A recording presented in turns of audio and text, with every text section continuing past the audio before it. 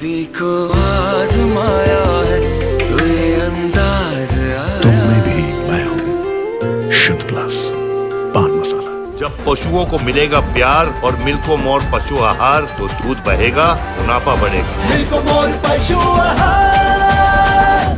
Eco plus का नया आविष्कार eco plus hexa power TMT इसकी प्रीमियम क्वालिटी व उन्नत जंग रोधक क्षमता दे बेजोड़ मजबूती। इको प्लस सीमेंट और स्टील, इस पर है देश को भरोसा। ब्रेक के बाद आप सभी दर्शकों का एक बार फिर से स्वागत है। MLC चुनाव को लेकर हम चर्चा कर रहे हैं। यूपी विधान परिषद की 36 में से 9 सीटों पर भारतीय जनता पार्टी के प्रत्याशियों का निर्विरोध चुन गया है। बड़ी जानकारी अब तक पहुंचा रहे हैं, जिसके बाद आपको बताते चले समाजवादी पार्टी के कई जगहों पर उम्मीदवारों के नाम वापस लेने, पर्चा ना भर पाने और पर्चा वापस लेने के कारण 9 सीटों पर विधान परिषद का चुनाव भाजपा के पक्ष में चला गया। वहीं बदायूं सीट से समाजवादी पार्टी के उम्मीदवार विनोद कुमार शाक्य ने अपना पर्चा वापस ले लिया। दूसरी सीट हरदोई की है, जहां से समाजवादी पार्टी के प्रत्याशी रजीउद्दीन ने भी अपना पर्चा वापस लेकर वहां भाजपा प्रत्याशी अशोक अग्रवाल की जीत पक्की कर दी। कैसे चुने जाते हैं विधान परिषद के सदस्य, अगर इसका आपको बताते चले कि इसमें MLC चुनाव लड़ने के लिए न्यूनतम आयु 30 साल होनी चाहिए और इसके साथ 1/3 सदस्यों को विधायक चुनते हैं और 1/3 सदस्यों को नगर निगम, नगर पालिका, जिला पंचायत और क्षेत्र पंचायत के सदस्य चुनते हैं। खबर पर ज्यादा जानकारी के साथ बुलंदशहर से हमारे संवाददाता कदीम राजपूत हमारे साथ जुड़ गए हैं। कदीम राजपूत, कई जगह निर्विरोध प्रत्याशी चुन लिए गए हैं, चाहे बुलंदशहर की बात की जाए या फिर लखीमपुर खीरी की बात की जाए। 9 जिले ऐसे हैं, 9 सीटें ऐसी हैं जहां पर निर्विरोध प्रत्याशी चुने गए हैं और बीजेपी को कहीं ना कहीं लाभ मिला है। बुलंदशहर के जो पड़ोसी शहर हैं वहां पर क्या कुछ हालात बने हुए हैं? अभी चुनाव चल रहा है सुबह 8 बजे से। बिल्कुल सत्यम जी, अगर बात करें जिस तरह से अभी आपने बताया था कि 36 सीटों पर 9 सीटों में MLC जो चुनाव थे उसमें निर्विरोध चुन लिए गए, तो उसमें बुलंदशहर भी 9 सीटों में एक है। बुलंदशहर में भी जो कि भारतीय जनता पार्टी से नरेंद्र भाटी थे, समाजवादी पार्टी के वो कद्दावर नेता के रूप में जाने जाते थे, लेकिन हाल ही में उन्होंने भारतीय जनता पार्टी को ज्वाइन किया था और जो कि भारतीय जनता पार्टी को विधानसभा चुनाव से पहले ज्वाइन करने के बाद में जैसे विधानसभा चुनाव संपन्न हुए उसके बाद MLC चुनाव जो कि अब आ रहे MLC चुनाव में उनको नामांकन किया उन्होंने।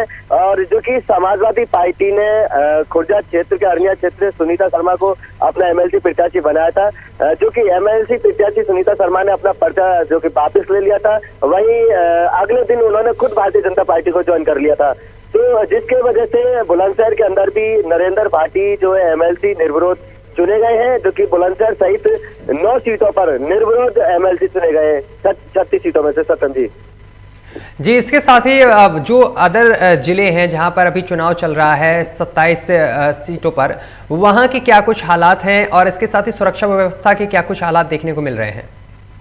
बिल्कुल, अगर हालात की बात करें तो जिस तरह से माना जा सकता है कि आंकड़ों के अनुसार जिस हिसाब से सीधे तौर पर देखा जा रहा है कि 36 सीटों में से 9 सीट जो है वो निर्विरोध भारतीय जनता पार्टी के खाते में गई MLC की, तो कहीं ना कहीं सीधे तौर पर अंदाजा लगा जा सकता है जिस तरह से जो बाकी की सीट बची उनमें भारतीय जनता पार्टी जो है वो अच्छा खासा असर दिखेगा, अच्छी खासी सीट भारतीय जनता पार्टी के खाते में जाएंगी। जी सत्यम जी, बुलंदशहर में समाजवादी पार्टी या फिर हरदोई की बात की जाए, समाजवादी पार्टी के जो प्रत्याशी हैं उन्होंने पर्चा वापस कर लिया। इससे कहीं ना कहीं समाजवादी पार्टी को खासा नुकसान हुआ है इस बार MLC के चुनाव में। बिल्कुल, इसमें कई बड़ी बातें निकलकर सामने आती हैं। जिस तरह से अगर हम बात करें तो एक तो पर्चा जो कि नामांकन समाजवादी पार्टी ने भी दाखिल करा, भारतीय जनता पार्टी के भी प्रत्याशी ने दाखिल करा, लेकिन अगर हम बात करें पर्चा वापसी की तो कहीं ना कहीं पर्चा वापसी करना एक अलग चीज हुई, लेकिन पर्चा वापसी कर बुलंदशहर के अंदर सुनीता शर्मा ने जो कि समाजवादी पार्टी की प्रत्याशी थी उन्होंने पर्चा वापस लिया। पर्चा वापस करके साथ ही अगले दिन उन्होंने भारतीय जनता पार्टी को भी ज्वाइन कर लिया। ये एक बहुत महत्वपूर्ण चीज देखने को मिली बुलंदशहर के अंदर की, जहां समाजवादी पार्टी अपने MLC प्रत्याशी घोषित करती है, वहीं MLC प्रत्याशी सुनीता शर्मा अपना पर्चा जो है वो वापस लेकर भारतीय जनता पार्टी को ज्वाइन कर लिए थे। तो इस तरह के जो मामले सामने आते हैं, एक बहुत ही चौंकाने वाले सामने आते हैं, जो कि बुलंदशहर के अंदर भी इस तरह का मामला सामने आया। सत्यम जी, तो कहीं ना कहीं सीधे तौर पर माना जा सकता है कि MLC चुनाव में भारतीय जनता पार्टी का भी अच्छा परचम लहराएगी, जिस तरह से विधानसभा चुनाव में भारतीय जनता पार्टी ने अच्छा परचम लहराया है। सत्यम जी, कदीम, जिस तरीके से 9 सीटों पर समाजवादी पार्टी के जो प्रत्याशी खड़े हुए थे वो पहले ही मैदान छोड़कर भाग गए और अब 27 सीटों पर मतदान जो चल रहा है, क्या लगता है कहीं ना कहीं इसमें बीजेपी का ही फायदा होगा? बीजेपी की ज्यादा सीटें निकलती हुई दिखाई दे रही हैं क्या? बिल्कुल सीधे तौर पर मान सकते हैं, आंकड़ों में भी सीधे तौर पर देखा जा रहा है। जिस तरह से 36 सीटों में 9 सीटें भारतीय जनता पार्टी की क्लियर हो गई है, बाकी की जो सीटें बची उसमें जो है सीधे तौर पर बिल्कुल आप अंदाजा भी लगा सकते हैं। माना यह भी जा रहा है कि जिस तरह से भारतीय जनता पार्टी के खाते में इलेक्शन चुनाव से ही पहले 9 सीटें आ गई, तो बाकी की सीटों में से भी अच्छे आंकड़ों में सीट आने की संभावना है। कहीं ना कहीं माना जा सकता है कि आंकड़ों के हिसाब से 27 से 30 सीट जो है वो भारतीय जनता पार्टी के खाते में आएंगी 36 सीटों में से। सत्यम जी, कदीम, जो 27 सीटों पर चुनाव चल रहा है, यहाँ पर जो पोलिंग बूथ बनाए गए हैं वहां पर किसी भी तरीके की अराजक तत्वों के द्वारा लड़ाई झगड़े की तस्वीर तो सामने नहीं आई अभी तक। बिल्कुल, अगर हम प्रशासन की बात करें, जिस तरह से जहां पर पोलिंग बूथ बनाए गए हैं तो प्रशासन पूरी तरह से अलर्ट है। पोलिंग बूथों को लेकर, एमएलसी चुनाव को लेकर कहीं ना कहीं पुलिस प्रशासन का ये कहना भी है कि पोलिंग बूथ से लेकर 100 मीटर की दूरी पर पूरी पुलिस प्रशासन जो है वो पूरी तरह से निगरानी कर रही है। किसी भी तरह का कोई भी अराजक तत्व अगर मिलता है, किसी संदिग्ध पर नजर जाती है तो उस पर कड़ी कार्रवाई की जाएगी। हालांकि पुलिस प्रशासन ये दावे कर रहा है कि कोई भी किसी भी तरह का जो अराजक तत्व जो है माहौल खराब करने वालों का यहाँ पर बख्शा नहीं जाएगा।